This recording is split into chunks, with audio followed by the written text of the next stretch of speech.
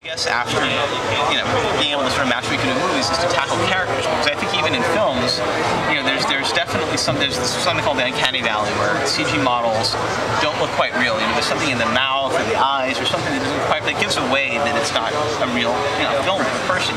And I think it's because the human mind is very attuned to understanding faces. That's how we operate through the world, and we know when something's not a human face, much more easily than we know whether a car is real or not if we're looking at it. And I think that's part of the problem with CG is that you have to have human heads and faces that look completely real. So the solution in our minds has been to really capture people and to use that as a basis for rendering. So rather than putting, and they do that to some degree in things like Beowulf, they put a bunch of points on people's faces, and you're essentially with motion capture, you're driving, a body or a face.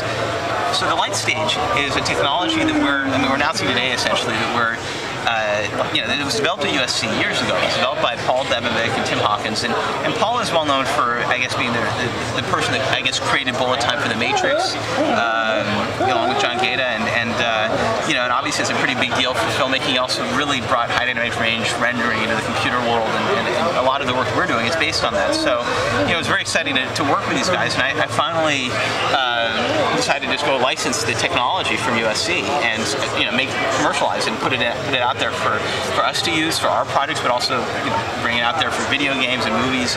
And so here you're seeing what an artist has created essentially for me, where we have a 3D model of the head, and this is what the normals, the rainbow colors represent the surface details. Mm-hmm. What the LightStage does is, instead of having an artist build that head, you just put somebody in essentially a holodeck, right? Or the reverse of a holodeck is a holodeck recorder, right? So if you wanted to make content for the holodeck, this is what you would use.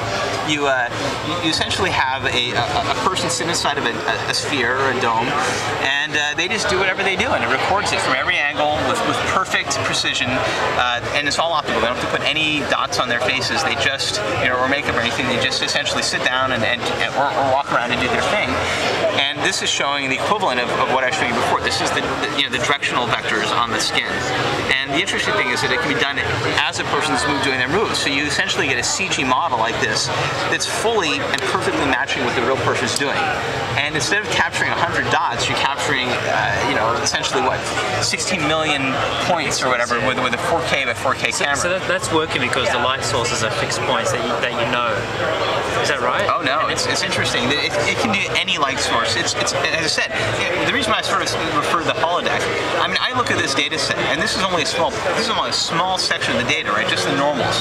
Okay. There's a lot more that essentially gives you what a hologram, I guess, essentially does. Is that you essentially get a function for every possible way that light enters and exits from this, from whatever's captured on the LightStage. That's a lot of data, and that's why even though the LightStage has been around, for a long time, it's not easy to use because of the massive amounts of data that comes from it. And and the more detailed you get, I mean, the bigger that data gets. It's exponential. So the results of that are really, really, really interesting. If you get the data and you can find a way to compress it and render it, what you get is something that looks absolutely real. And this way of editing is not a photo. It's basically using, that's rendered with arbitrary lighting, right? I mean, that's this light probe being applied to that CG head. And this is essentially a rendered head that looks completely real. And the data set for it is coming from the LightStage, using all the layers. And if we're doing this for a game using an existing engine, we can just save the normal maps and give approximations to that. But the LightStage, if you take it all the way, can give you perfect representations of any object you put in it in motion. And this was the LightStage from years ago. So that we were using the LightStage on one of our Transformers clips to basically have a laser beam, who was one of the Transformer robots, walk across the hand. So this is one of the clips. About half the clips that we did for the movie were for the ads were done in real time. So where we just got to experiment and play around a little bit more. So in this case, I decided to do it in real time, even direct it in real time, and have the character walk on a LightStage hand in real time. So that we didn't photograph a hand and we didn't build it, we LightStaged it. And you already see you can change the lighting on it, you can look at it from any angle, and unlike the human head I showed you earlier, the lights now and the shadows can be local. So, essentially you can put a spotlight up somebody's nose, or laser beam can be, you can have a pen light on them and you can cast a shadow on the head and you get the full relighting. And that's really cool. I mean, that essentially makes the LightStage data no different than any 3D model you can put in there. So it has all the flexibility of a 3D model, but it's real. It looks real, and it can be relit, and it can be deformed as well. I mean, that's the next stage we're working on, is being able to capture, LightStage models and then apply other people's motions or faces to them. And I think that, so this is a SIGGRAPH video from 2006 showing, a LightStage that was essentially built to experiment with much bigger data sets. So this is this is a human in the LightStage, and this is the CG version of that same person. And you see the CG person looks really good. I mean, it looks the same as the video of the guy in the LightStage. And this is the actual LightStage 6 in Rated Array.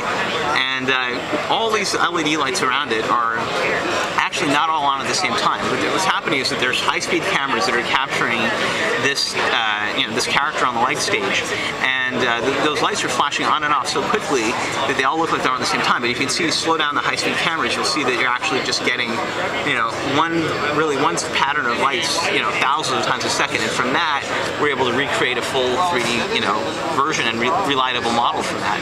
And that's essentially where the LightStage takes us.